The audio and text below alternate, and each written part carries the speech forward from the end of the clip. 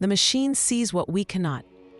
A million miles from Earth, shielded from the blinding light of our own sun, the James Webb Space Telescope unfolds its golden eye and stares into the abyss of primordial time. It was built to see the first stars, the first galaxies, the very dawn of creation.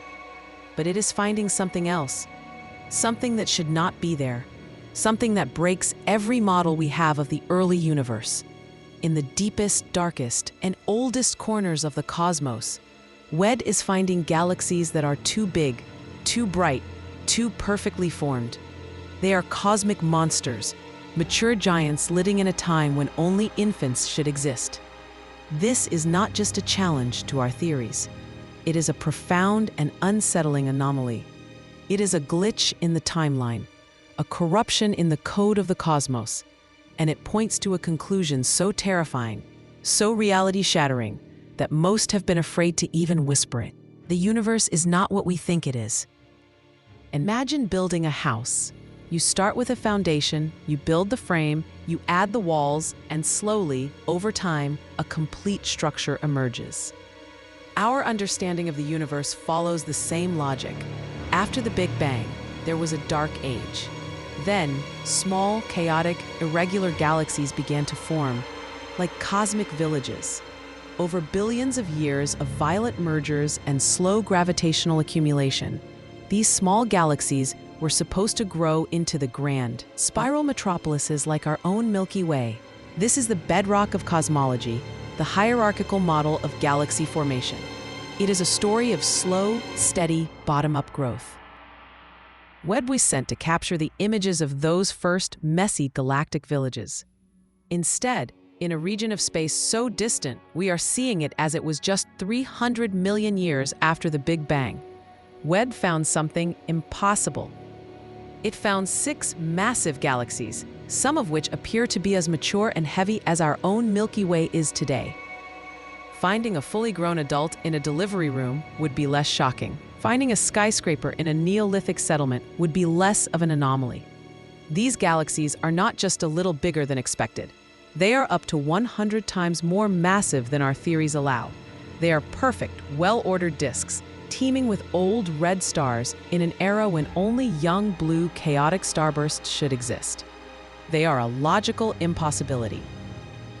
This discovery is so profound because it means one of two things. Either our entire understanding of how the universe began and evolved is fundamentally, catastrophically wrong, or something else is at play. The clean, ordered, and accelerated growth of these early galaxies feels unnatural. It feels too efficient, too perfect. In the world of computing, when you are running a complex simulation, you sometimes use shortcuts to save processing power. You might preload certain assets or use simplified models for distant objects. The impossible galaxies found by Webb feel like a preloaded asset, a corner of the universe that was rendered with a speed and efficiency that defy the natural laws of growth.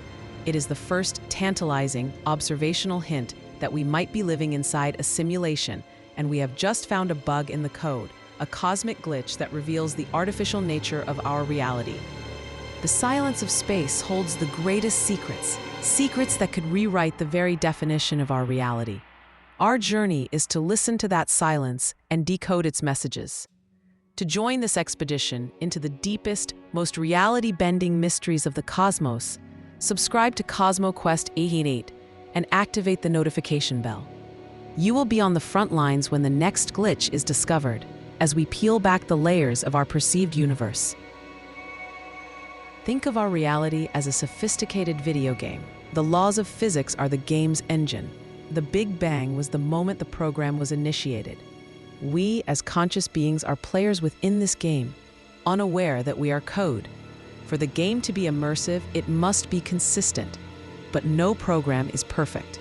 And the most resource-intensive part of any simulation is the beginning. Rendering the chaos of creation, the slow formation of every single star and galaxy from the ground up would take an unimaginable amount of computational power. What if the programmers of our universe decided to cut a corner? What if, to speed things up, they simply copy-pasted fully formed galaxies into the early universe simulation? We would never know the difference. until we built a machine powerful enough to see that far back in time. That machine is the James Webb Space Telescope, and it is looking at the game's source code. This idea that our reality is an artificial construct is the simulation hypothesis. It is not just a philosophical concept anymore. Webb's impossible galaxies are the first piece of potential physical evidence that can be interpreted in this framework.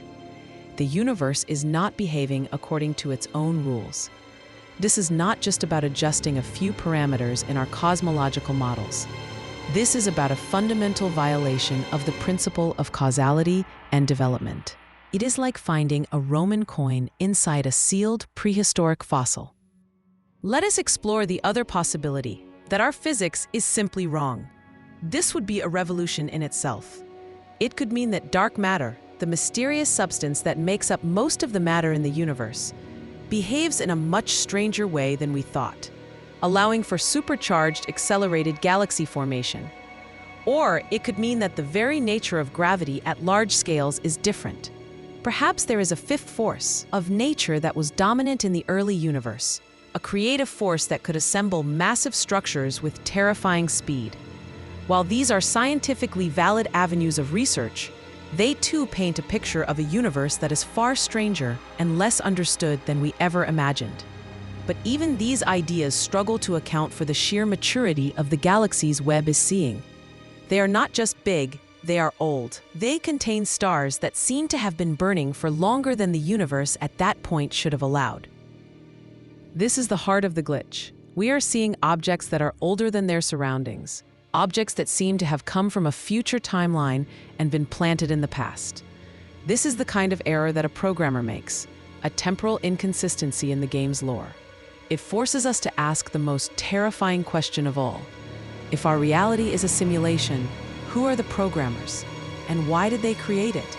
Are we an experiment, a piece of entertainment, or a historical simulation of a long-dead ancestor species?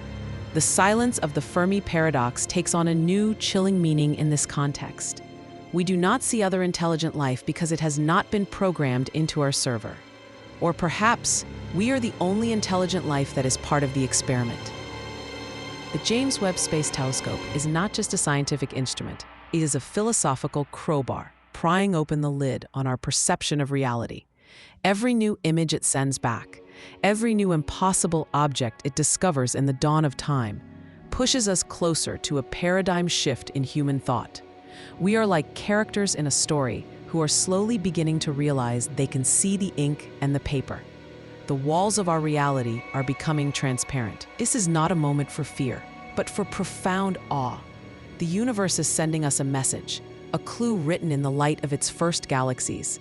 The message is that the story we have been telling ourselves about our origin, about our reality, is incomplete. There is a deeper layer to existence, a truth that is waiting just beyond the reach of our senses, but perhaps not beyond the reach of our machines. The glitch has been found, and now we must try to understand what it means to be living inside the machine.